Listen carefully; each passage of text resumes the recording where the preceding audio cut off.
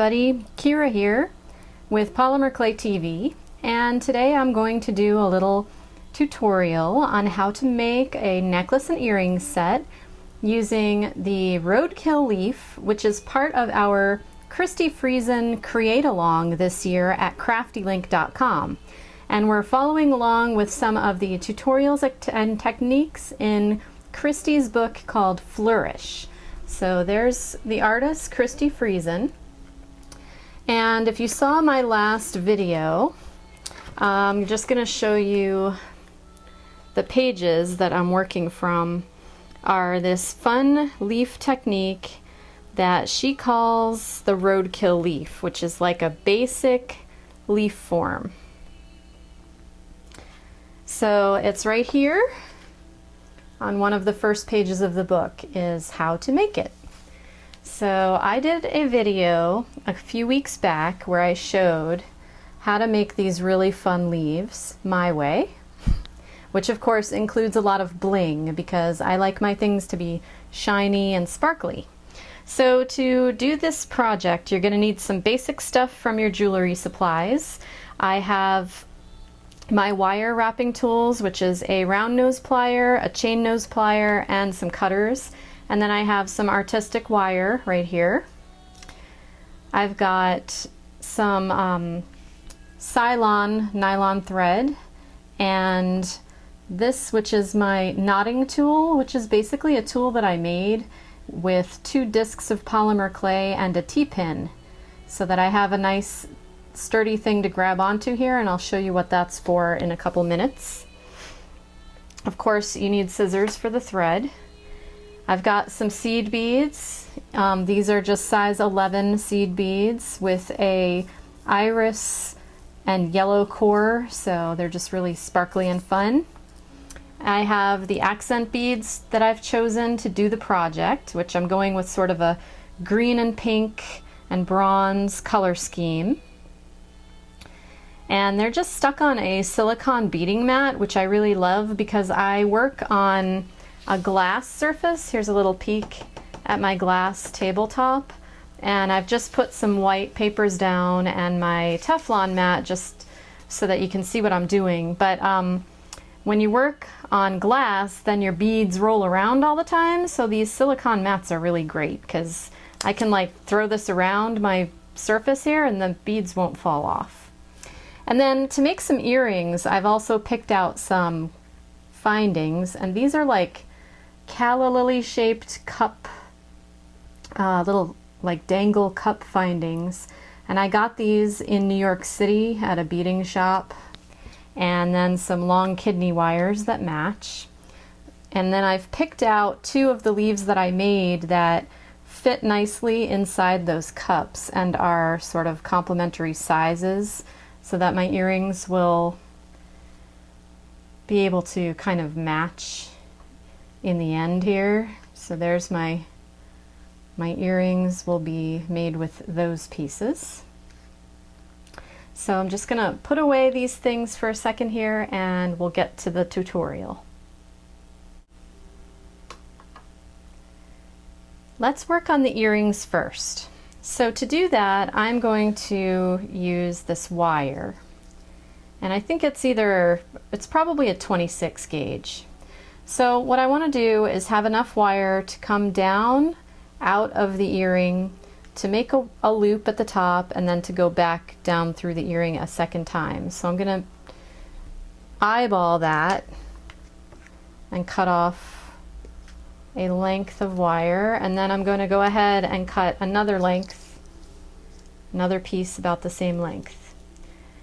If you work with your jewelry tools enough and you do enough beading, you'll realize that you can usually estimate pretty well what you will need. I hardly ever say like exactly 8 inches or whatever because I don't know. I just don't see the need to measure that precisely. I can tell you, based upon the fact that I know that my hand span is 8 inches, that this is about a 9-inch piece of wire. Okay, so what I'm going to do is take my needle nose pliers, and I'm going to create a little loop at the end, little spiral. And then I'm going to start with a couple of seed beads, followed by one of my sparkly accent beads, because what I'm doing is creating a dangle that's going to dangle out of this leaf, kind of like a drooping flower would. So I'm just going to keep adding beads. I'm going in whatever order I want, because this first time I'm establishing what it's going to look like, and then for the second earring it'll go together really quickly. See what I mean about beads going everywhere? Alright, so this one I think is going to have the smaller accent beads, so I'm going to put a pearl on here and just start creating a strand that's going to dangle out from inside there.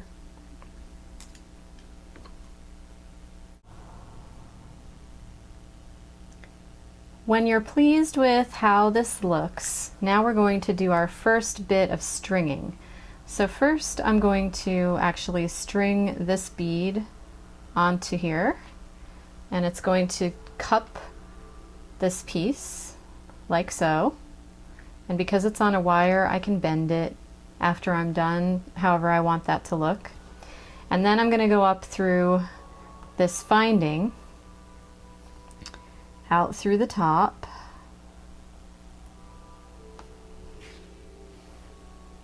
and I'm going to position this and snug it up, pull on it a little bit.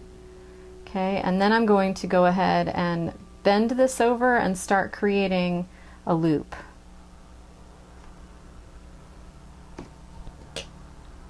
This is what's going to hold my earring together. So I'm going to go ahead and create a wrapped loop at the top of this earring, which is a skill that you really need to develop as a jewelry artist.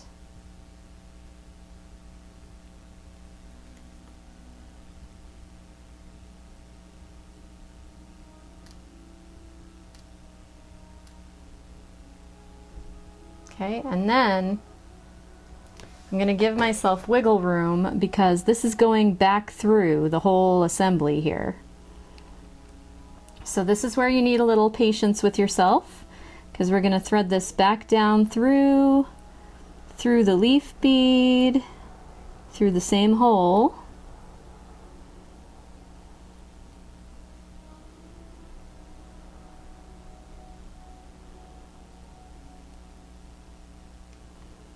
And it's going to come out. And you want to keep this loop as big as possible while you're doing that, because if you allow it to kink up on you, basically what you'll do is you'll create a kink and you won't be able to pull the wire down as far as you need it to go. So just be patient and get that wire to come back out through the leaf.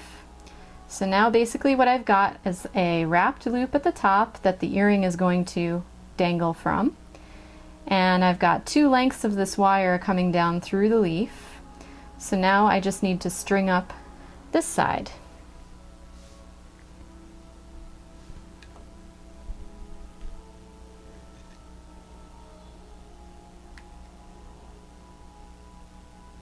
You can imagine doing seed beads on camera is so much fun.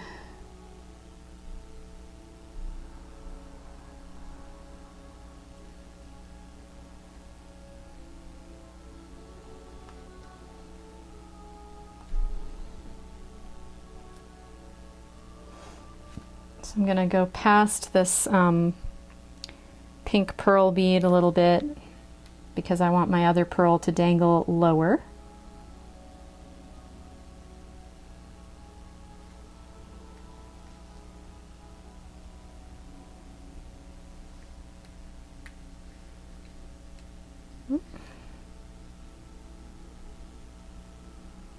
Okay, that should be good. And I'm going to put this nice big juicy bronze pearl on there, followed by a couple more seed beads, maybe 3. 3 is a magic number in jewelry making.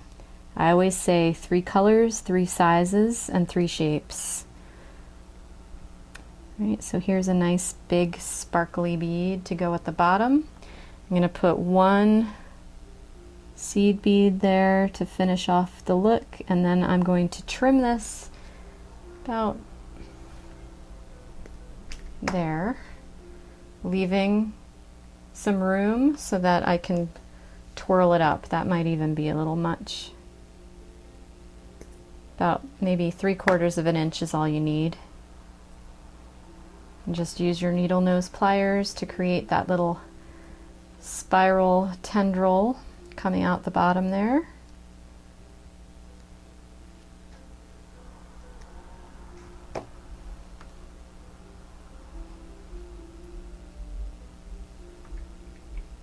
And then go ahead and attach your kidney wire, which is really easy.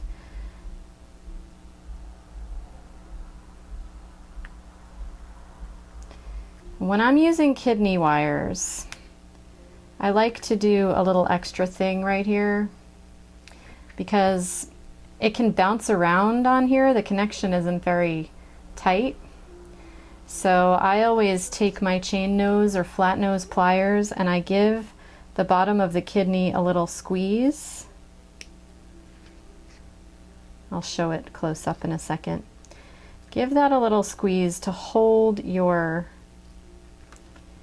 dangle in place. So what I've done is I've just kind of squeezed and closed up the bottom of this kidney so that now I have this really pretty dangling earring, and I'll make another one just like it. And here it is. If you'd like to watch me make the entire necklace from start to finish in another free video, make sure you subscribe to our newsletter for that and more. Don't forget to come over to CraftyLink.com to check out the Create Along with Christi Friesen. It's called A Reason to Friesen, and it's lasting all year.